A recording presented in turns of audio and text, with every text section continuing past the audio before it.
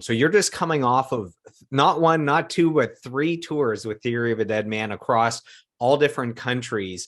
Can you share your role in the Theory of a Deadman tour? Yeah, so I've been with those guys for the most part full time since about 2016. I've known the band guys since 2006. And actually before that, when they were sort of coming at the end of their first album cycle, Idle Sons went and opened for them like probably like 10 or 15 times across Southern Ontario. And I got to know Dean and Dave a little bit, and we just kind of kept touch. And then in 2012, when I was working with the guys from Big Wreck, they did a tour with Theory of Deadman and Big Wreck across Canada. And Dave had hinted at, like the idea of they might be looking for some people in the future. And, I had made commitments to the Big Wreck guys and Finger 11 and a few other bands and said, well, I'm kind of committed right now, but, please keep me in mind. And 2 years later, in 2016, the guys called and said, "Oh, we'd love to give you a chance to come out and work with us." And it's been really great since then.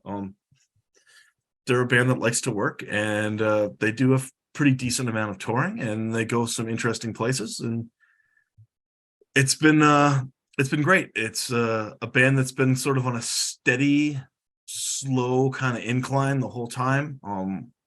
When I started in 2016, they were in between records. 2017 was when the record Wake Up Call came out, which was a huge success in the United States and Europe.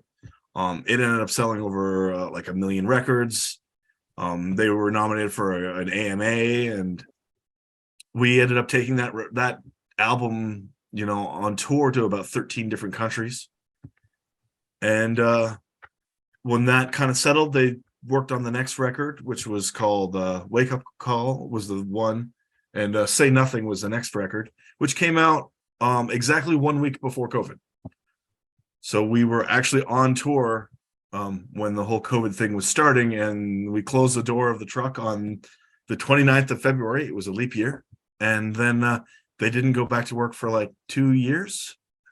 And we were lucky enough that because they're a mostly US based band, we were able to go down and work in the US. And we did a couple of pretty hair raising, COVID infused tours around America.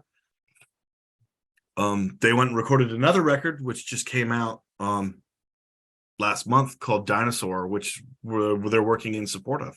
So they were got invited by the folks in Hailstorm to come tour Australia and New Zealand with them at the end of January. So that's where we started. Luckily enough, there happens to be a little hamlet in the United States on the way called Hawaii. So we went and did a show in Hawaii, which is just the absolute worst way to start a tour. And then went from Hawaii to New Zealand, where right as we were landing in Auckland, the floods happened. So we ended up getting diverted and then stranded in Christchurch for 5 days, which is definitely not a very difficult thing to have to endure. Southern New Zealand in what is their summer is gorgeous. So we spent 5 days frolicking in the ocean, and we went to the Antarctic Research Museum. And Tough break, tough break. Yeah, just terrible, and awaited our fate. And then finally we were able to get out to Australia, and then we did a bunch of shows in Australia where we actually played shows with the folks in Hailstorm, and it was fantastic. After that, the band took, I think, 3 days off, and then we started a US tour in Nashville with Skillet that went for almost 2 months throughout the US, mostly in arenas and large Skillet's huge. So yeah. I had no idea. John Cooper and Corey, his wife, and the rest of the band, Seth and Jen, they're all just really wonderful people. And the crew that we worked with, their touring crew and our touring crew, really got along really well, and everybody had a really good time. The tour was extremely successful, which was always great to see.